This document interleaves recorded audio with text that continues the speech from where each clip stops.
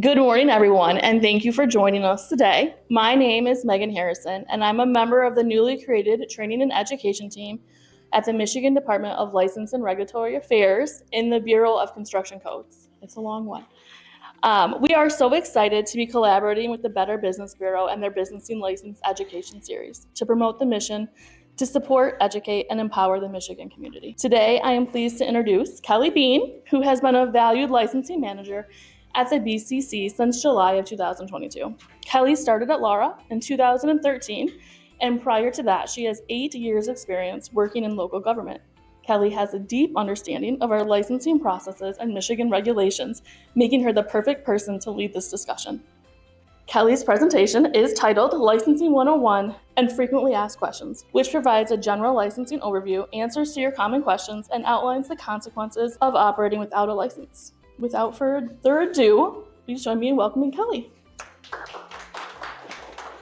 Thank you, Megan. First off, I am super excited because Better Business Bureau has been a great partner over even just the few years that I have. You guys are always open and reaching out to verify where licenses are required and where they're not. So ensuring that everybody has a license.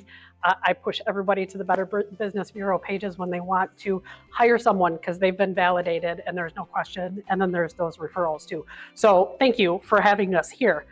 And with that, I'm going to get started right in and let's talk about some licensing. Okay, so quick overview. I want to talk about the department as a whole because the Bureau of Construction Codes is responsible for construction within the state of Michigan entirely.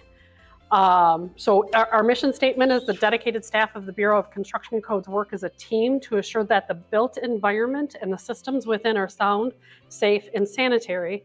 Building users' health, safety, and welfare are protected, and that through a coordinated program of code compliance, investigation, and training, there is consistent application of standards. The Bureau is responsible for all construction within the state through licensing, permitting, inspections, codes, laws, rules, and the enforcement of those items. The Bureau is made up of 3 divisions. Building Trades Division. Overview, I've listed here, these are all the links. We'll share this presentation at a later date, but these are all the links that will take you right to those. Building Trades is responsible for code inspection and permits and inspection for those areas that we have authority over. They also are the ones who will review applications from the locals who wish to take on their own authority. So you will see that there is a lot that the state of Michigan does as far as permitting and inspection. There's a lot of cities that do their own work also. But they have to come to us and seek approval to do so. And what we do is we ensure that they have the inspectors, they have the plan reviewers, they have the applications, they have the processes, and then we let them go do what they need to.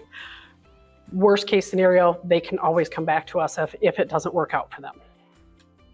So again, my hype crew, they are part of the Building Trades Division, again, a new section, and we're super excited for this. Specialty Trades Division, things that don't quite fit in with the Building Trades Division, but are still very important within construction in the state of Michigan. So you have boiler section, elevator, ski and amusement section, and the mobile home section. Again, Bureau of Construction Codes has authority over mobile home parks in the state of Michigan. And then the last is the Survey Operations Licensing and Enforcement Division, commonly known as SOL Division. There are 4 parts: land survey. They do surveys. So they are responsible for plats and splitting of properties within cities. There's a lot there. Operations, again, just our normal operations of the whole Bureau, boards and commissions, rules, laws, and then IT support for the whole Bureau also. And then, of course, there's licensing and enforcement. I am the licensing section manager. I do have a counterpart in the enforcement section, Felicia Badger, but we are kind of that yin and yang going on. So licensing is responsible for over 120,000 licenses in the state of Michigan right now. Enforcement is responsible for those plus unlicensed. So their number is way bigger. But again, like I said, we're that yin and yang. We kind of, if it's an unlicensed activity, they'll reach out to us, have a conversation about why are they unlicensed, we'll verify that they're unlicensed, and then they will take the action against them. We'll talk a little bit more about what licensing violations are. Again, unlicensed activity is a whole different section because they just are required to have one. They don't, so then that takes a different action. So like I said, 120,000 licenses. Right now we are in the middle of a renewal cycle for builders this year. This is their big year, 49,000 licenses. We got 90 days to renew those, and our phones were crazy last week. So when you call us and we don't answer the phone right away, that's usually why. Okay, statutes. So we as the licensing section, we only have as much authority as the laws allow us to have authority. So if the law says we need to have a license, that's where we get that. We fall under these different acts that provide that authority. The occupational code, again, this has residential builders. It's broken up like a book. There's a couple of sections that apply to everybody, and then it gets into sections of the book that are very specific to builders. In this occupational code, there's also architects, engineers, cosmetologists, barbers. It's all of that. So it's one big act that was written to cover all of these occupations. This act is from 1980. There have not been a lot of changes since then. They do change, they open parts up, make small changes, and then move on. But yeah, that's where our requirement for people who are building residential homes require a license. Skilled Trades Regulation Act. This one is a newer act, but it did take all of the separate acts and pull them together. Electrical, mechanical, boiler, plumbing, and inspectors and plan reviews used to have their own acts, and to make it easier and to make it fit with the occupational code, they pulled it into one. So skilled trades is set up as 1 through 6 covers everybody, and then each section after that covers those trades specifically. Elevator Licensing Act, elevator journeyman. One of the most dangerous careers out there, but one of the highest paid careers out there. To be in an elevator shaft working, you have to be an elevator journeyman or be with one. You can be an electrician, but you have to have an elevator guy in there with you. Elevator Safety Act, it's the elevator contractors. Contractors usually you can associate with, that's the business side of stuff. They pull permits, they have the insurance, they're the employers, things like that.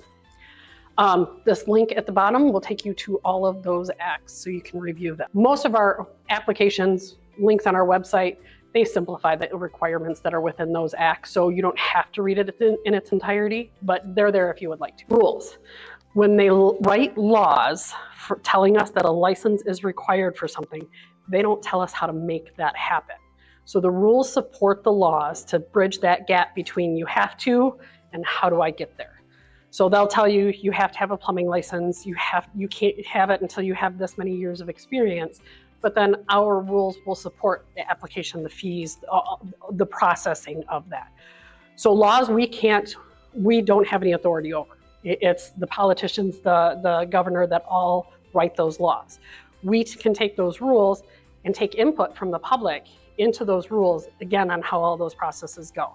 So we have rules that the Elevator Safety Board that governs all of the elevators, the M&A, residential builder M&A contractor rules that will help us with that one, and then the skilled trades regulation rules, which are currently open, probably going to be updated within about 8 months now, and that'll help us process those better. Again, the process for that was we open them up, we tell everybody we've opened them up, we've made some changes, we give everybody the changes that we've made, again, based on public comment that I've heard over the years, processing issues that we have had, and anything else that we saw was an actual issue. We revised that, gave it out to the public, they gave us comment back on whether they like those changes or not, and then we'll push it through and get it updated. Okay, licensing, who, what, and most of all, how. So when do I need a license and which one? There are a lot of different scenarios when and where you need a license. If you are questioning whether or not you need a license, you likely need a license. One of the biggest things that you can do to verify whether a license is needed or not, other than actually going to the law and referring to that language there, is checking with your local permitting and inspecting office. I'm a homeowner, this is what I want to do. Do I need a license for it? Well, you as a homeowner don't need a license to do the work, but you still need a permit and an inspection. So there's a line that you need to make sure that you're not crossing. If you are doing it for yourself in your own home, you likely do not need a license. However, you do still need a permit and inspection to guarantee that's done to code. Electricians, everybody on the job site needs a license. You have apprentices, journeys, masters. You also have the contractor, but a contractor does not have to be a licensee. Licensee being the one who knows how to do the work. Again, that contractor aspect is the business side of things. Now, the contractor can be a licensee, but they're not required. But if you have anybody doing wiring in your home that is not yourself, or on a job site or anything else like that, they have to have an apprentice registration or a journey or a master license. There's also a requirement for them to be overseen by somebody who is more experienced. An apprentice cannot work on his own. He has to be under the supervision of a journey or a master. A journey can work on his own, but he has to have that master somewhere to ensure that there is code compliance. Plumbers are the same way. Again, everybody on the job site has to have a license. You have that plumbing contractor that does the business side of it. Mechanical contractors and boilers are different. You have the contractor or the boiler installer repair licensee, but their staff doesn't necessarily have to have one. So you'll hear the HVAC techs a lot. That's not a licensee. They're just working under a mechanical contractor who is the licensed experienced individual for that job. So each one doesn't have to have a license. You just have to have that code compliance person.